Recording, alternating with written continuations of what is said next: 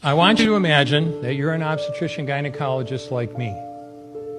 And I want you to imagine that you are a pro-choice obstetrician gynecologist like I used to be.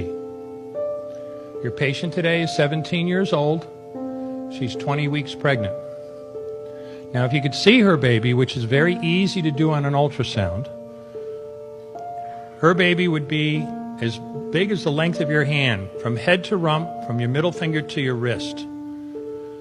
That big. She's been feeling her baby kick for the last 2 weeks, but now she's asleep on an operating room table, and you're there to help her with her problem.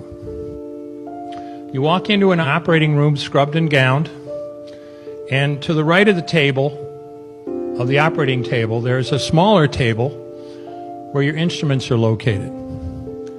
And the first thing you're going to reach for is a suction catheter. It's about 9 inches long, it's clear plastic. And I want you to picture yourself putting this up through the vagina, through the cervix, and into the uterus, and then instruct your circulating nurse to turn on the suction machine. Now what you'll see is pale yellow fluid running through the tubing into the machine. That was the amniotic fluid that was there to protect the baby.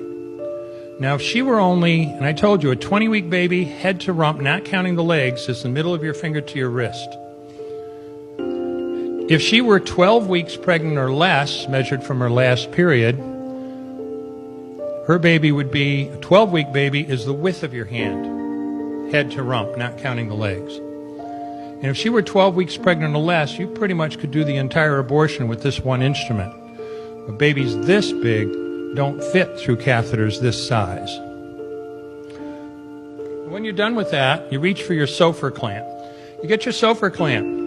It's about 13 inches long. It's stainless steel. And the business end, when you get a hold of this, look at it. It's about 2.5 inches long and 1/2 inch wide. And when you get this in your hands and look at it, you're going to feel it's a heavy clamp. And there are rows of sharp teeth. This is a grasping instrument. When it gets a hold of something, it does not let go.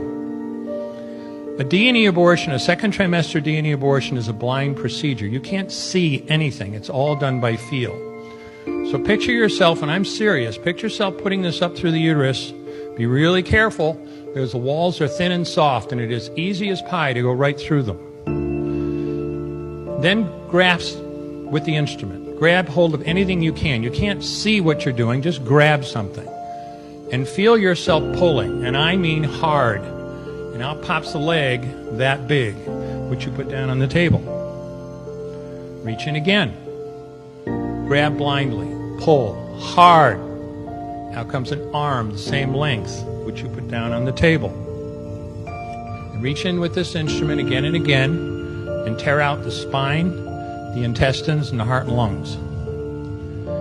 Now, the head on a baby that size is about the size of a plum. And again, you can't see it. You have a pretty good idea you're there if you've got a hold of something and your fingers are spread as far as they'll go. You know you did it right if you crush down on the clamp and white material runs out of the cervix. That was the baby's brains. Now you can pull out skull pieces. You have a bad day like I had a lot of times. Sometimes a little face comes back and stares back at you. Congratulations. You just successfully performed a second trimester D&E abortion. You just affirmed her right to choose.